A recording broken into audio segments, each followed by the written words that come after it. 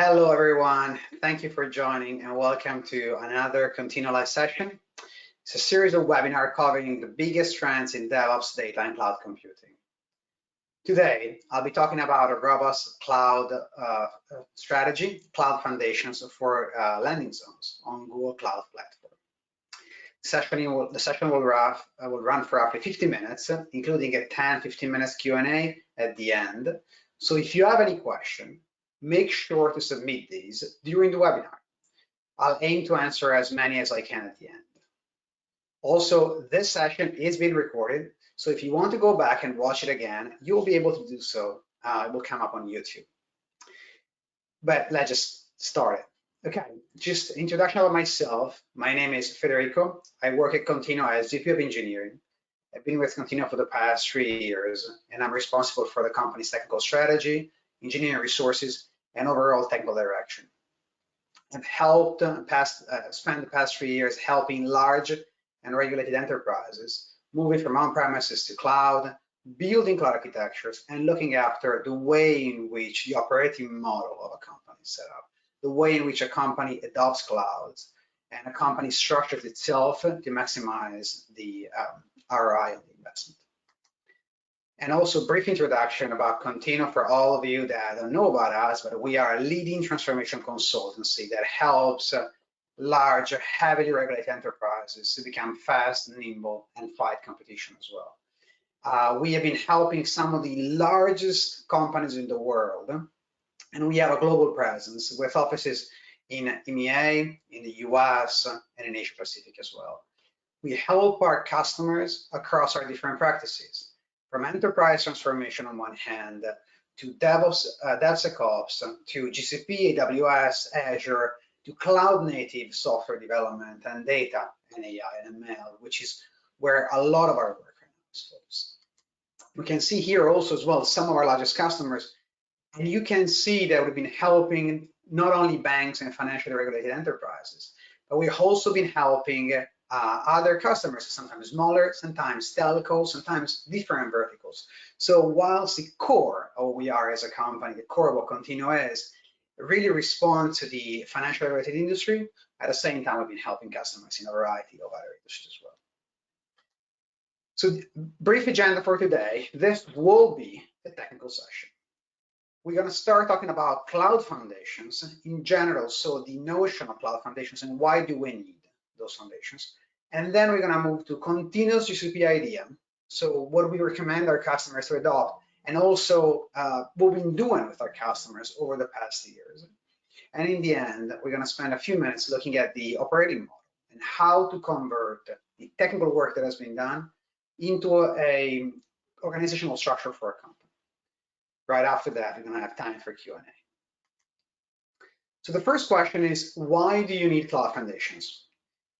The idea is that sometimes this really depends on the company you're working at, but sometimes companies adopt cloud in a naive way. Companies tend to just get on cloud, start with a small project, and then this leads to project sprawl, leads to lack of governance, and leads to a place in which you're increasing the engineering overhead by replicating the same amount of work across different projects.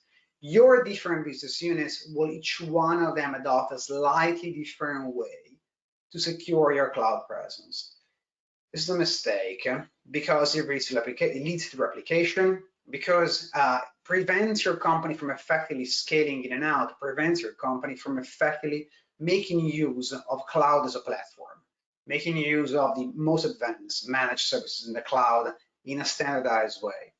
So by creating cloud foundations, by preparing your company to get to cloud, creating a platform in cloud effectively, you can simplify then the adoptions of all the other business units in the company. You can streamline the adoption, and you can also, very importantly, ensure compliance and security for all the different business units and for all the requirements you have. So the core features of a landing zone or cloud foundations determine the industry pretty much mean the same. Historically, GCP has called it cloud foundations, and now everybody, in fact, is converging towards landing zones. I'm going to call it landing zone throughout. But the core features of a landing zone is to really to start with the core system design and the best practices, tying that with operational excellence and security and privacy. So you are basically establishing the best way for your teams to adopt cloud. You're establishing the best way for your most secure way for your teams to adopt cloud, and you're looking after standardized patterns for reliability and performance, and not to mention cost as well, which is a significant component. So our solution, Contino solution, but most of what the recommendations come from Google comes as well, is to define your landing zone following Google's cloud architecture framework and the best practices that we see. So you will see that Contino solution follows Google practices and then diverges in certain parts where we think that based on our experience, our design suits more larger enterprises. So first of all, what is a landing zone? Let's get technical, let's get real about it. So a landing zone is a collection of different services in cloud, different needs in cloud, different domains that span from billing and security, onto the project structure, so project factory, how to provision a new project for a new team that wants to adopt cloud, into resource deployment, into defining a secure baseline, sometimes, and defining logging and compliance. This is the core of what a landing zone looks like. But at the same time, there's a number of pluggable modules that we have available for our customers as well, and we see sometimes our customers needing. So we have customers that need SaaS integration because they have some strong SaaS components, sometimes for logging, sometimes for identity and access management. Sometimes landing zone encompasses modules for data as well, on working on a data mesh and how to create a large utilization for data in a company. Sometimes we have login exports, sometimes we have connectivity with, well, in most cases, we have connectivities with an on-prem environment, but not in all of them. We have SIEM integrations. We have a series of pluggable components onto the core landing zone that you can see can be used and adapted. This is also why in the industry, the evolution of the idea of a landing zone in Google Cloud has been changing significantly over the years. If you go online, you search for it, you'll see that both from Google Professional Services as well as from a number of different partners as well, there has been an evolution of the offering on Google Cloud landing zones. And the core stays the same, but then everybody comes up with a bit slightly different ideas on how to plug in all these different components. At Contino, we believe that the best solution is to create a customized version for our customers rather than coming with anything ready-made. The problem that we see with a ready-made solution is the fact that it's very hard to tailor to your customer, and it constrains the operating model. Whether the core of what we believe as a company, but also what we see with our customers, is the fact that your cloud architecture, your design of a landing zone, needs to go in pair with your operating model, with the way in which you're building the company. So if you're installing your standardized landing zone solution, you're losing because you're constraining the company in the way in which you can adopt a landing zone. And we've seen oftentimes that standardized solution just deployed as is onto customers without customization result into lack of adoption or even failure of cloud transformation. This is why we've invested a lot of time building our cloud GCP solution that is just a collection of pluggable modules. That is a way for us to connect those modules with the organizational structure and with the cloud architecture. It's very important for us.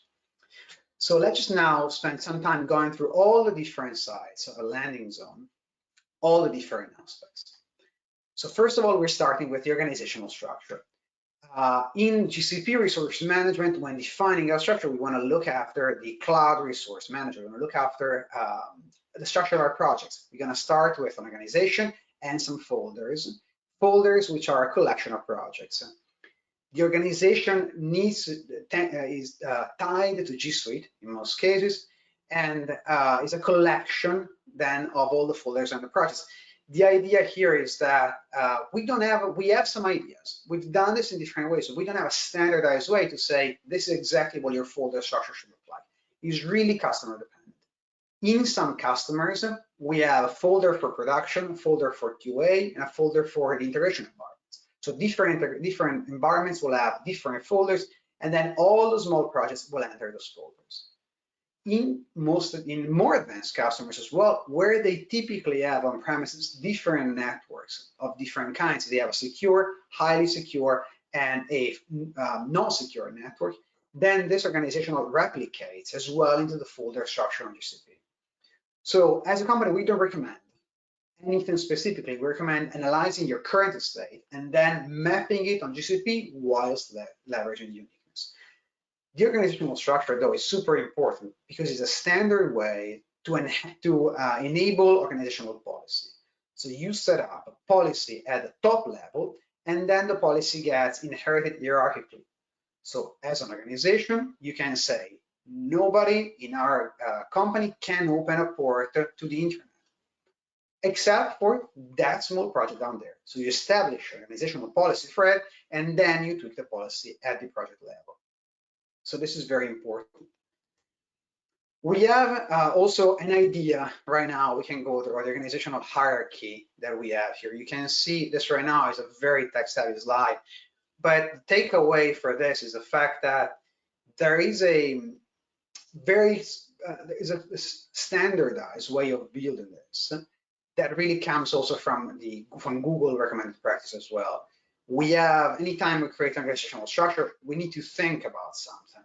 We need to think about interconnect and how we're going to connect our cloud presence with on-premises. This usually is done by a dedicated project. But once again, this depends on how your company operates. In certain companies, you have a strong network department. This network department will take care of your interconnect account, your interconnect project, maybe. In other companies, this network department is just not there. The function is spread across different teams, and you don't need to create a dedicated project for that. So it really depends on the organization. We need for sure a place for our DNS, and we'll look at that as well. DNS is a very, very, very important component, and cross network resolution, cross-link resolution. Being able to use the internal and external DNS is a super important component of our stack. This, we'll see the slide on this, will get tied into the way in which we define. And now we're looking at logging as well, dedicated accounts for logging, dedicated projects for logging, dedicated projects for secrets and notification management as well. So as I said, one of the key components of this and why we're doing this is for us to be able to implement organizational policies, to implement a series of controls that can restrict the possible configuration based on our expanding list of constraints across all levels. So we can apply these constraints at the organizational level for the entire company, at the folder level for a subpart of the company, for a business unit, for an environment, or at the project level. So at all levels, we can apply these controls, and they are the basis in which you're building your cloud governance. In our experience, the feature offered by the organizational policies at GCP today are not as complete as some of our customer needs. So at the end of the day, you start with these, and then you typically integrate them with other tools as well. Let's take a look at as well as resource deployment. In the way in which the whole thing starts, how do we do this? So one key component of a landing zone solution is making sure that whenever a team needs a project, needs a way of consuming cloud resources, they can do that in a self-serve way. A lot of companies will have a portal that enables a team or a developer to go and request a project and then get access to it. Behind the scenes, a landing zone needs to support a way for creating organizations, creating folders, creating projects based on your domain needs. And automatically, through the CI/CD that the landing zone has, attach a billing account, a creating service account, enabling APIs, enabling a set of features in a way that the project vending process, the process for which a project gets created and given to a team, is fully automated. This is really important because project creation is a repetitive task. Because in cloud, companies have hundreds or thousands of projects, so it's super important to fully automate the creation of a project and making sure that by the time you decide to adopt at scale your cloud, you're there with your project creation ready-made for you as well. And all the constraints around this, billing, networking, are fully looked after as well. And also, this enables you to set some defaults as well, which are really important for teams. Okay, so we can see here what is the average project factory vending process. We will not enter details really, but I think the important piece out of this is to look at that we're starting to enable advanced features in this. We're starting to enable security command center in the project vending process, such as project gets immediately connected to SCC. We see as well the role that the CIS benchmark plays, a standard with series of best practices for cloud adoption plays in this to ensure that our deployment follows the spec and follows the processes that we've defined. We can see as well that in the project vending process, we have to enable access, enable the IAM access, and we will see in a minute how that works. It's a significant component as well. Continuous integration and continuous delivery on GCP at the end is something that we sometimes see happening with projects as well. So in a landing zone, this doesn't happen all the time, but sometimes we see that in the project vending process, the process for which a team gets a project, during this process, we see that sometimes also CI/CD components are integrated in this. When you have a company where by policy, everybody uses Java, everybody uses Rust, everybody uses some programming language across the stack, and the way in which CI/CD is done is the same. Project vending also includes the CI/CD components that typically are built on cloud-native tools or semi-cloud native tools as well. And those CI/CD components then enable all the teams to just get the project and get ready to deploy their code. In most cases, just by changing configuration, either aligning the configuration for the system. Key thing is that when you're starting with vending your project, you want to start from a continuous compliance perspective with automation in an always green perspective. This is something that one of Contino's engineers once said to me is a very important point, which is when you're dealing with a client, as we did, that has hundreds or thousands of projects, the only way to make sure that best practices are followed is by starting from a green slate. So you need to start with your project not having any exception when you're starting, in a way that rather than afterwards reconciling the exceptions, you're starting having your project without a clean slate, and then fixing what needs to be fixed. So your compliance posture should start from green and fixing it what comes up, rather than, as we see sometimes, starting projects in a non-organic way with a number of tweaks for each one that then is really hard to reconcile. Authentication and authorization is as well a very important topic for landing zone. In order to ensure consistent and secure way of accessing landing zone, we need to define a series of policies and processes. We need to define native way for user and group management in GCP, which usually is backed by cloud identity. But we need also to look at permissions, the authorization component and roles. We need to look at also what type of IAM permissions we want to give to our teams. So the first step of the process is cloud identity. Cloud identity, which is the basic IAM component in GCP, is an identity as a service solution that allows to centrally manage all users and groups in the company. So by doing this, and also this being the same service that powers G Suite, so most companies will tie this with G Suite as well. You can create free accounts that enable you to connect to GCP resources and consume GCP resources. Cloud identity is a standard identity and management way of managing things in GCP. Most large enterprises will back cloud identity with Active Directory, will have their established Active Directory integration, and then provision users in cloud identity or using single sign-on as well via Active Directory, which is a key component. The way in which Active Directory can be connected with GCP is very complex. There are different ways, and I will refer you to a dedicated talk on it. So we start then looking at the authorization with IAM. After you authenticate with cloud identity, then you need to get permissions to do things. So we see that Google comes with a set of primitive roles and predefined roles. Primitive roles, which is effectively what I've seen most used in companies, de facto are discouraged by GCP, and also we don't recommend them either because they're very broad permissions across all services. The best solution is actually to use either predefined roles or custom roles as well, when you can specify the level of access that each one of your components of a team has, and making sure that the level is standardized across the different projects, such as you can easily audit, make sure that things are happening consistently across the state, following, in other words, best practices. So we can see that one of the challenges, as I said before, the idea of what cloud foundations are for GCP has changed over the years, more and more over the years. So we started with some practices that, and it's also made of hundreds of different practices.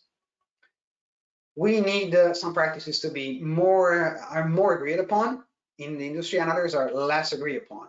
So we have some practices that are considered best practices by GCP that may not be considered best practices by the rest of the industry. So when defining a landing zone, you may ask yourselves, okay, how do I know I'm doing the right thing?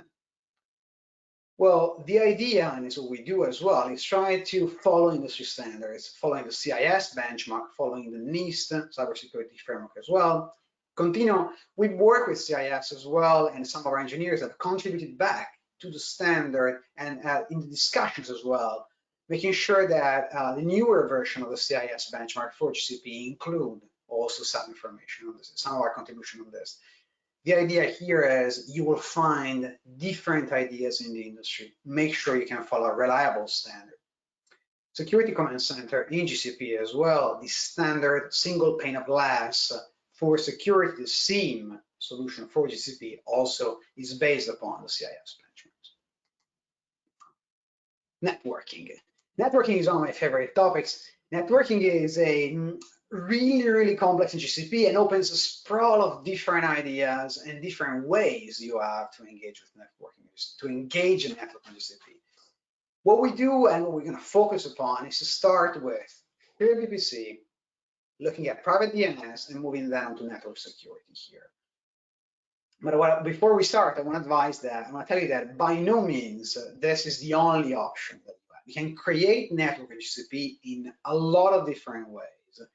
And this has changed as well. GCP's network is one of the core differentiators from AWS and Azure. The idea in which GCP does networking is fairly different from the way in which AWS and Azure do it. That instead is more data center traditional. GCP says we're gonna go a bit ahead on this. We're gonna be a bit more engineering on this. We're gonna offer more options. Shared VPC, which is the notion of a host project and a series of service projects that can be attached to the host project, is a standard way in which networking is defined. So you have this host project. This is where shared VPC admin stays, and we have this core network being defined. Then in this, you share the VPC itself, you share the access to the VPC onto the different other projects that then can consume resources. This enables you to establish two layers of firewalling, one inside and one outside. This enables you to establish a series of governance policies as well, because it's a common practice for all the different service projects to be owned by different teams in the company. Billing as well for resources that use a shared VPC is attributed to the service project, and permissions can be granted on the VPC, subnet level, wherever you want, or even on the service accounts, which is GCP native way of connecting. DNS and the hub and spoke model, this shared VPC model, is very similar for DNS as well. This, the industry has different ways of approaching. The challenge that everybody's facing is that everybody wants a cross-link on-prem and cloud resolution with DNS. The way everybody wants that, the way in which companies have been traditionally achieving that has been very different and inconsistent. Some companies will rely upon Active Directory for this. Other companies will not use Active Directory and will use a Unix solution, Bind being one of them. Other companies will come with their own DNS solution, customized software. So in this case, GCP offers the opportunity of using, once again, the standard hub and project model that enables different peering zones. So we have a peering zone, we can establish our DNS resolution, we can connect the peering zone with on-premise as well. There's some complexity in this in terms of the IP addresses and the CIDR ranges that GCP native DNS resolver uses, and how the CIDR ranges can be used, because GCP has historically been using a public IP address for this, that then it's converted into private IP addresses. So takeaway is standard way of doing DNS hub and spoke with DNS cross. Standard way of doing cross-link DNS resolution is with the hub and spoke model. This is the takeaway. There are technicalities around the implementation of this and some limitations on the type of IP address that you need to use for this. Firewall rules, as I said, are part of a definition of a landing zone, and you can implement your firewalls absolutely as you want. GCP, as most other cloud providers, will support stateful firewall rules. Will have very advanced features in terms of a network monitoring panel as well that allows you to see the network flows that are happening.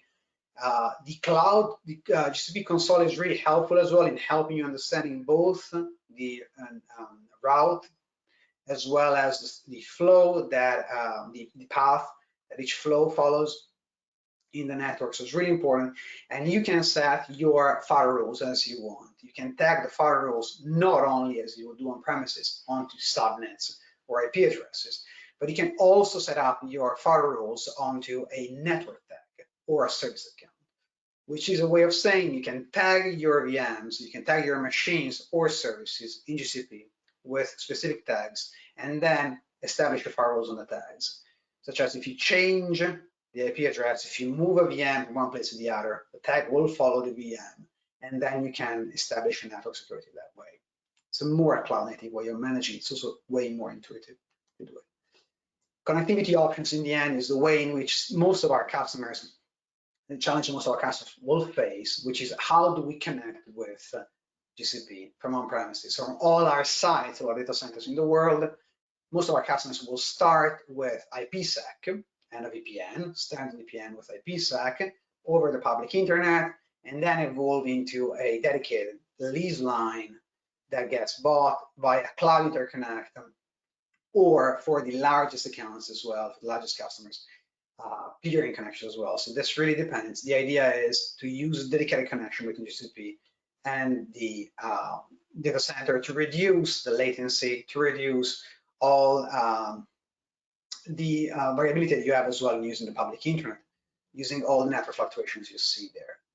We can have very fast tunnels just on the VPN. So the VPN maximum tunnel bandwidth is 3 gigabits, depending on the peer location, but this can be really, really fast.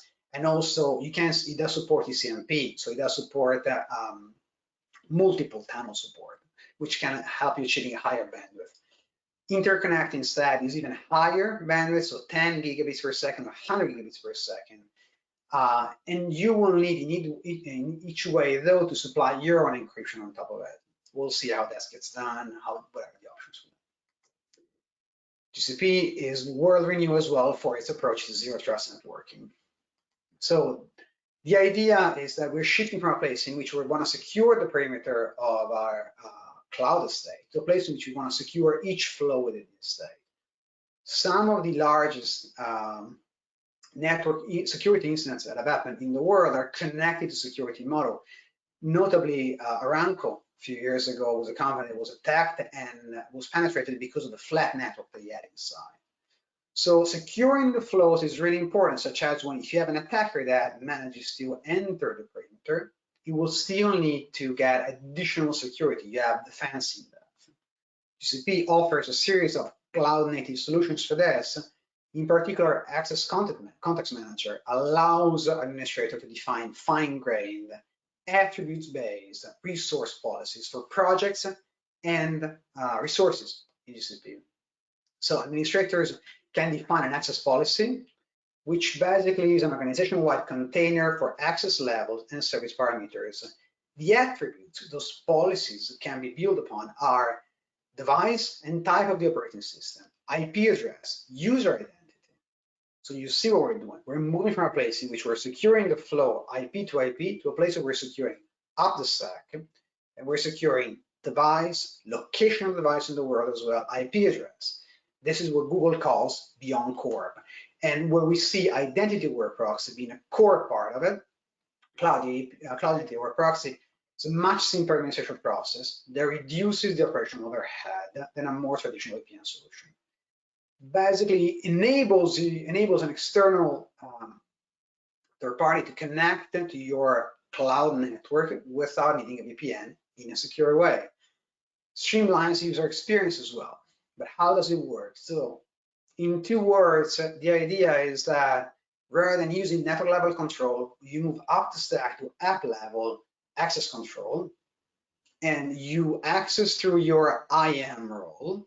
You can authenticate with Google, with 2FA, you get authorization to Cloud IAM, and then you connect with a proxy running on your machine, or you connect to the service basically, to a Cloud IAP. The idea is that Cloud IAP has a proxy running in your network or service as well, that it connects to your VMs inside, and then you connect to the service rather than connecting directly to the VMs. It's a proxy that stays in between, and because it is integrated with G Suite, integrated with Cloud Identity, you can connect to Cloud IAP using Cloud Identity, and by then leveraging the IAM roles, connect down to the VM with the connection proxy by Cloud IAP. Solution is very advanced. Cloudflare offers a similar solution, notably others offer similar solutions, but GCP has a significant advantage of having that integrated with the authentication, native authentication. So you don't need to get another set of credentials to then get access to GCP. This is why, against competitors, most times recommend using Cloud IAP, which also enables detective controls in GCP, which also enables a series of controls that allow you to evolve your approach and making sure that you can control the behavior of this. So behavior, what happens in the network, and you can have visibility, and you also have forensics available when necessary. GCP offers also Cloud DLP, which is a way of preventing the exfil of sensitive data, helps detecting data, but also can help redacting data, hashing data, or tokenizing data. Data loss prevention is very important when you have a large enterprise and you want to see exactly where your data is. DLP allows you to inspect data stored in Cloud Data Store, BigQuery, Google Cloud Storage, plain text as well. Okay, secrets management. Now, another key component of the way in which we can operate in cloud is to find a way to manage your secrets. Defining that in your landing zone is very important. I've seen companies using all sorts of different tools for this. We're going to focus in this case into Google's cloud native solution, which is Secrets Manager. Secrets Manager is good for storing secrets, not for the service account key management. It's a service that is globally accessible with versions, with labels that allows you to store your secrets and then obtain the secrets back. It's very similar to HashiCorp Vault, but way less feature complete for sure. Vault is a popular open source solution for storing secrets. GCP Secrets Manager, as of today, is similar in feature, similar goal, but very different in terms of feature, as way less feature complete. We can see here also comparison the types of keys that you can store. You can use to store data in the cloud. So when you're encrypting then your secrets, encrypting data in your buckets, you have different options to encrypt this data. You can encrypt this data in using customer managed keys. You can encrypt this data using standard customer supplied keys. So there are takeaway is secrets management can be done natively in GCP, but it's not as feature complete as most of our customers will need, but is a basic service that you can leverage for your basic needs that is really cloud native and very easy to use. When encrypting the secrets, you have a variety of options to encrypt data, not only Secrets Manager, but also encrypting data outside in Google Compute Engine, Google Cloud Storage, by leveraging different technologies. The different technologies allow you to either retain control of your keys or advocate the control and giving it to GCP. If you give it to GCP, it's very easy to manage, zero effort. If you instead you say, no, I want to retain control of the keys, then you have a bit more complexity to manage, but it's very, very low. Even if GCP offers service such as Cloud HSM, this is not as complex in any way as AWS, nor as feature complete. A moment before we get into logging.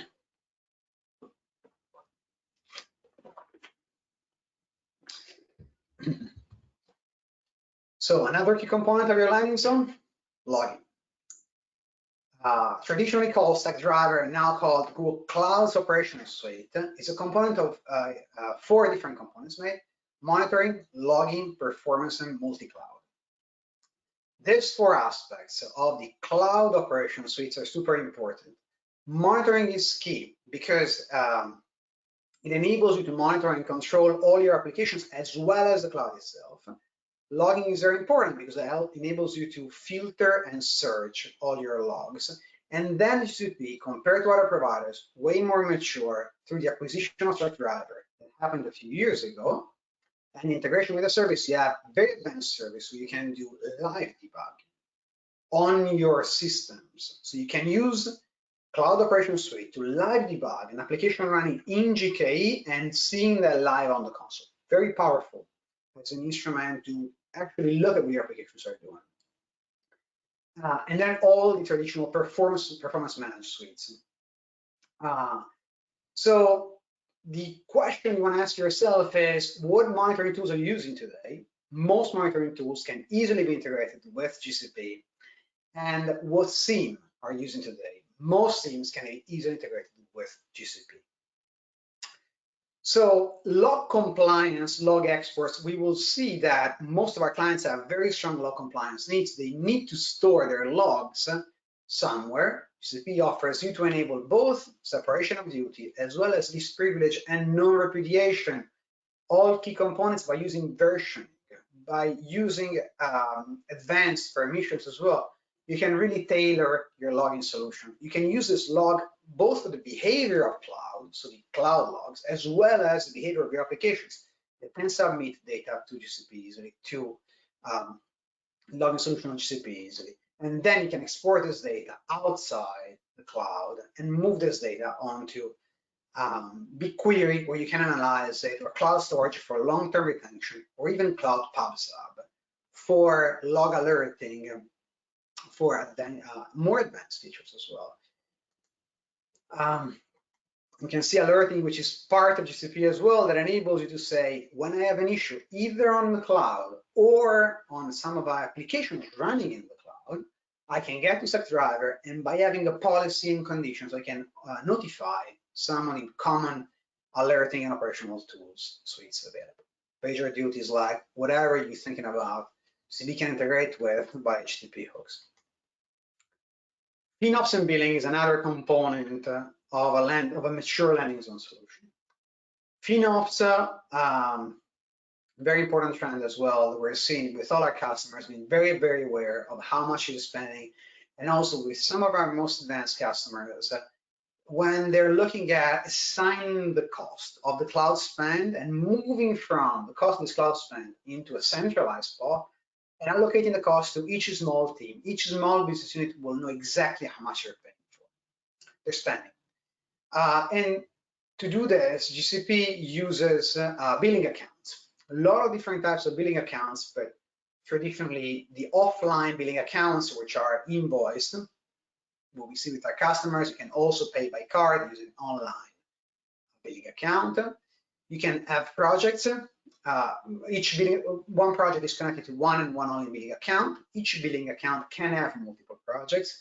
We have most of our customers in the end using typically one billing account only, and then breaking this down by project, looking at the spend by project. The reality is that during the project factory deployment, you attach the billing account of the project to the general one, the standardized in the company, and then at the end of the week, at the end of the month, you can either set budgets and alerts, so you can get an email when a project has spent more than X amount of pounds, or you can, at the same way, at the end of the month, get a breakdown with the cost for each component. What I recommend all times is not only to send this report to your finance team at the end of the month just to have a discussion months down the line, because it's very hard to forecast. What I recommend is to give access to your finance team to the console directly in a way they can see exactly what is happening at all times. And also, I would recommend giving access to your developers to the billing console, so they can see how much you're spending, how much this is costing to the company in a way that can be empowered, as well as being able to control the cost if they see they're spending too much. We see that we can attach, this is really important to do basically. We see that this activity allows you to control unauthorized cloud spend on your billing accounts. Activity allows you to enforce as well budgets, which is a way of making your finance team also very comfortable with your cloud activities. And then last topic for the session today is looking at operating model. As I told you, at Contino, we really believe that cloud operating model goes in pair with your cloud spend. We believe that your cloud architecture, we believe that you can simply buy a package, cloud architecture, cloud landing zone, and deploy that.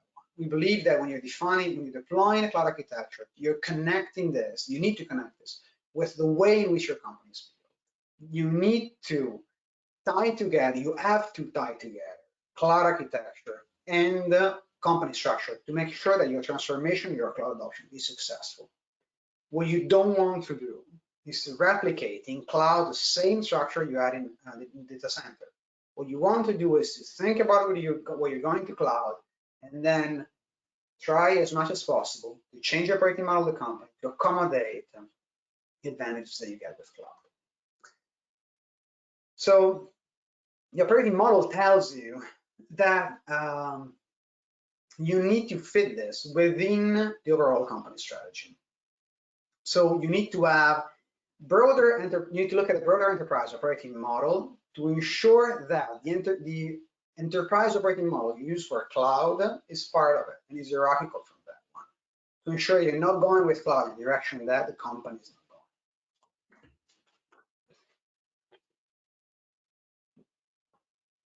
not going. Okay. Now, what are the components? What are the elements of a cloud operating model? We start with the cloud vision, and we need to decide together as a leadership team in your company, why are we leveraging cloud? For what reason? And then we start breaking down the cloud processes. We start breaking down the cloud adoption to the value delivery chain. We start connecting the cloud operating model business block, all the building blocks, which are the capabilities. And this is where those capabilities are building blocks, because they need to be reused across the different business functions. We're looking at the cloud organization, as I said, the technology that you're adopting, selecting platforms, selecting patterns as well. Are we using serverless as a company? As an organization, are we using serverless? If we are, how are we securing it?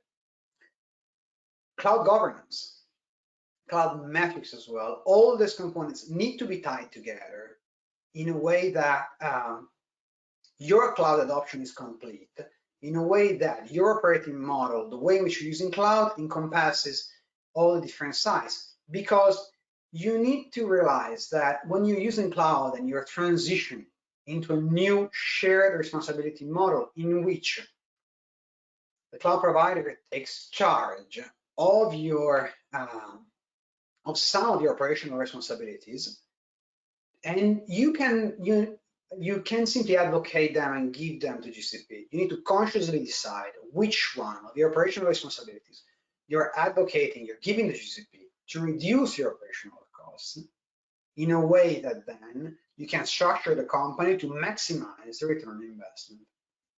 If you're saying we only want to use serverless as a company, we only want to be really cloud native, and we don't want to have to look after our servers, we don't need to establish an antivirus policy, because we don't have VMs to worry about.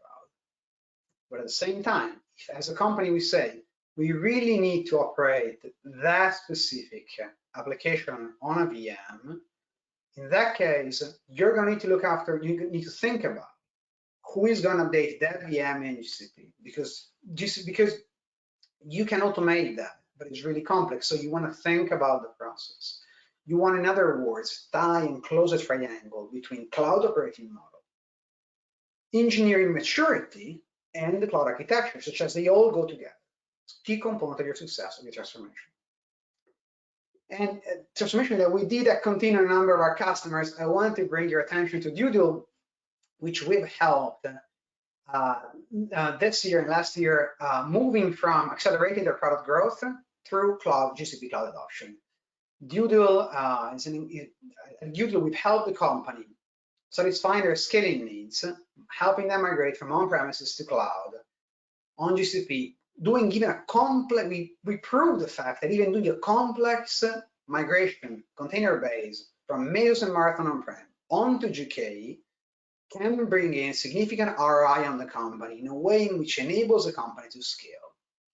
We really use, in that case, cloud native services, and we really moved the stack up for them, helping them, and also helping them, enabling the level of scale they needed. They could not achieve on premises.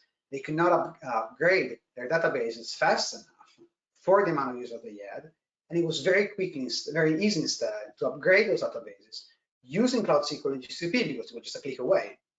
It was a significant step forward for them. Okay, and that's all we have time for today. I wonder if you have any question for me on this. You can type them in the webinar. Let's see if any questions arising.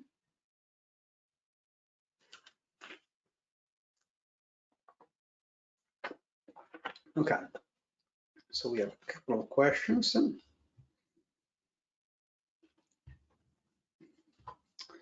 So first question is, why do we need cloud foundations?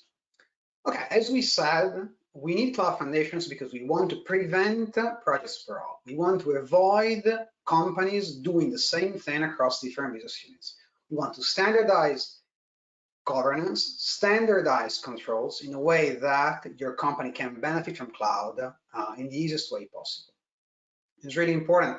Also, anytime you're talking about compliance, you're talking with your compliance team, the reality in my experience is that you can get to a way more advanced compliance posture using GCP that you'll be able to do on premises. This is possible, but you need to be mature in the way in which you're using cloud. And by starting with the right landing zone, you're a step ahead in the journey.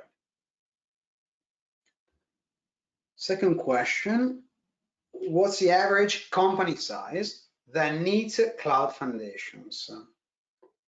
Okay, so yeah, it is definitely true that if you're a small startup and you have no enterprise presence, if you're just starting, you're just 2-5 people in an office, you don't need cloud foundations. You can just go to GCP, start using the services directly, very user-friendly as well, just getting on with that and using your data, your tests, your integration environments.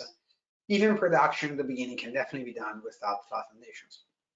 I think that any company that has multiple business units within the company, any company that has significant regulations, any company that is that needs to prove their compliance status, or any company that is serious about cybersecurity as well, using cloud foundation is a significant help because it enables you to standardize everything, and you don't risk having teams going rogue or having teams doing trying to be really fast without worrying about compliance or security.